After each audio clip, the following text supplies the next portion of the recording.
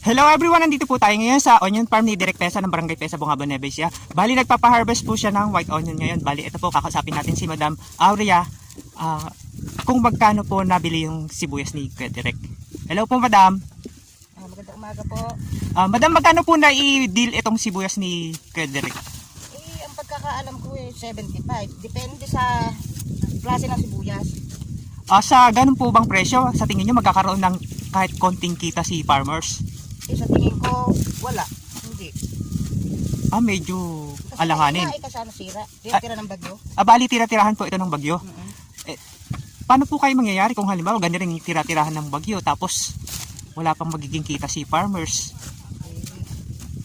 Talaga siguro ganun. Alam kung wala nga, kahit paano naman, may mababalik naman na konting puhunan. Bali may ibabalik na konting puhunan para dun sa financer. Sa tansya nyo ho ba, magkano po yung sapat na presyo ng sibuyas para naman kahit pa paano magkaroon ng konting kita si farmers na ilang months niya naman pong pinaghirapan alagaan yung sibuyas? Siguro sana kahit sa 100, hindi sana ibinta. Kahit 100, kahit paano siguro meron siyang magiging konting pera sa parte. Ayun, kiniklear po ni Madam na sana hindi bumaba yung presyo ng sibuyas sa 100 pesos kasi hindi naman po ganun kaganda yung naging bulas po ng mga sibuyas dito. Hindi ka naman po nilalahat, kaya lang meron po talagang parte na hindi nakaganda. Kung medyo alanganin po yung magiging kinalabasan ng sibuyas nila, magiging lugi nga naman silang mga farmers. Kawawa naman. Kawawa naman yung nagtrabaho, yung financer, na talagang hindi basta-basta pera lang yung pinuhunan. Yun nga ho, kasi ang mahal po ngayon ng mga ginagamit dito sa pagsisibuyas, doon pa lang po sa fungicide, tapos mga fertilizer.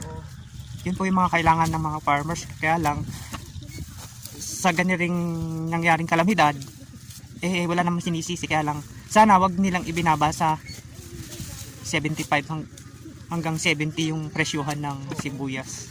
Talagang nakakaawa. Talagang nakakaawa ang trabahador. Kahit kami na nakikiobras, hindi kami ang nagsibuyas, nalulungkot din kami sa nagtatrabaho.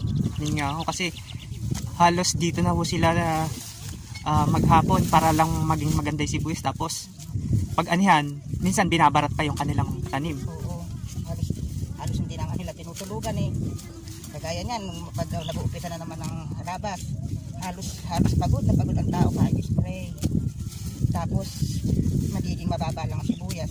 Paano na ang pamilya? Hindi na umaasa na dito lang sila kukuha ng panggastos nila. Yun nga po, tapos kung may nag-aaral pang estudyanteng anak, yun po ang kailangan sana, or sana suportahan ng government naman si mga local farmers para naman yung effort nila matugunan ng mas tama. Oo, yun naman sana nga na wag na nilang iipon ng presyo, ibaba. Yun lamang po at maraming salamat.